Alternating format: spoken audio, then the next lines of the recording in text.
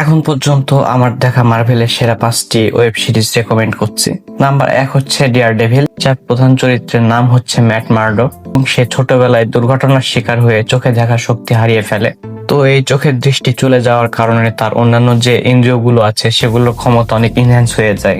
দিনের বেলায় আমরা ম্যাটকে দেখি আইনজীবীর চরিত্র এবং রাত হলে সে হয়ে যায় ভয়ঙ্কর ডেয়ারডেভিল, যে রাতভর অপরাধীদের বিরুদ্ধে লড়াই করে বেড়ায়। অনেকে ডেয়ারডেভিলকে গরিবের ব্যাটম্যান বলে খিল্লি উড়ালেও এই সিরিজটি আমার কাছে ব্যক্তিগতভাবে অনেক ভালো লেগেছে। নাম্বার 2 হচ্ছে লোকি। এই সিরিজের 2টি সিজন আছে, সিজন 1 এবং সিজন 2। লোকি সিরিজে আমাদের দেখানো হয় যেখানে এন্ড গেম থেকে লোকি একটি ট্রেজার অ্যাক্ট চুরি করে এবং সেখান থেকে সে পালিয়ে যায় এবং এরপর থেকে লোকির জীবনে নতুন একটি মোড় আসে। লোকি টিভিএ বা টাইম ভেরিয়েন্টস অথরিটি নামক একটি সংস্থার সংস্পর্শে আসে, যেই সংস্থা তাকে একটি অশুভ আলটিমেটাম দেয়। নাম্বার 1 হচ্ছে হয় তোমরা সময় রেখা ঠিক করো, আর নাম্বার 2 অপশন হচ্ছে তোমার পৃথিবীর অস্তিত্ব চিরতরে মুছে ফেলো। সত্যি কথা বলতে লোকিকে আগে দেখলে আমার মেজাজ খারাপ লাগতো, এই ক্যারেক্টারটা এত এম্বারেসিং ছিল, কিন্তু লোকি সিরিজটা দেখার এটা আমার মার্ভেলের অন্যতম একটি জনপ্রিয় ক্যারেক্টারে পরিণত হয়েছে। নাম্বার 3 হচ্ছে দ্য পানিশার।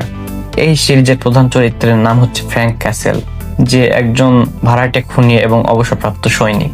এই সিরিজে আমরা দেখি যে ফ্র্যাঙ্ক ক্যাসেল তার স্ত্রী ও সন্তানদের মৃত্যুর জন্য দায়ী ব্যক্তিদের উপর প্রতিশোধ নেওয়ার পর নিউ ইয়র্কের অপরাধী আন্ডারওয়ার্ল্ডের চেয়েও গভীর একটি ষড়যন্ত্রের উন্মোচন করে।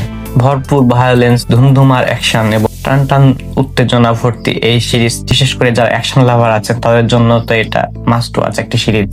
4 নাম্বার যে সিরিজটি তার নাম হচ্ছে মুন নাইট। এই সিরিজের মূল চরিত্রের নাম হচ্ছে স্টিভেন গ্রান্ট, যে একজন ছাপোষা কর্মচারী। তো স্টিভেন গ্রান্ট ঘুম থেকে উঠে এমন জায়গায় নিজেকে আবিষ্কার করে যে জায়গা সে কখনোই দেখেনি বা সেই জায়গা চেনেই না। ধীরে ধীরে সে তার ভিতরে আরো একজন ব্যক্তিত্ব আবিষ্কার করে যার নাম হচ্ছে মার্ক স্পেক্টর। এই মার্ক স্পেক্টর আবার পেশায় হচ্ছে একজন মার্কিন সেনা এবং একই সাথে ভাড়াটে যোদ্ধা। একই সাথে আবার মার্ক স্পেক্টর মিশরের যে চন্দ্র দেবতা আছে খনসু, তার একটি অবতারও। এই সিরিজটি মানসিক রোগ, আত্মপরিচয় এবং বিশ্বাসের বিষয়গুলো গভীরভাবে তুলে ধরে, যা একে অন্যান্য মার্ভেল সিরিজ থেকে আলাদা করে তোলে। আর 5 হচ্ছে মার্ভেল জম্বিস। এটি মার্ভেলের হোয়াট ইফ সিরিজের একটি স্পিন অফ ভার্সন। একই সাথে এটি একটি অ্যানিমেশন সিরিজ। এই সিরিজে আমরা দেখি যে কসমিক জম্বি ভাইরাস পুরো পৃথিবী জুড়ে ছড়িয়ে পড়েছে। এর কারণে iron man, captain America, Hulk, Wanda এমনকি থর পর্যন্ত জম্বিতে পরিণত হয়েছে, যার ফলে একসময় যারা মানুষের রক্ষক হিসেবে পরিচিত ছিল আজ তারা মাংসাশী দানবে পরিণত হয়েছে।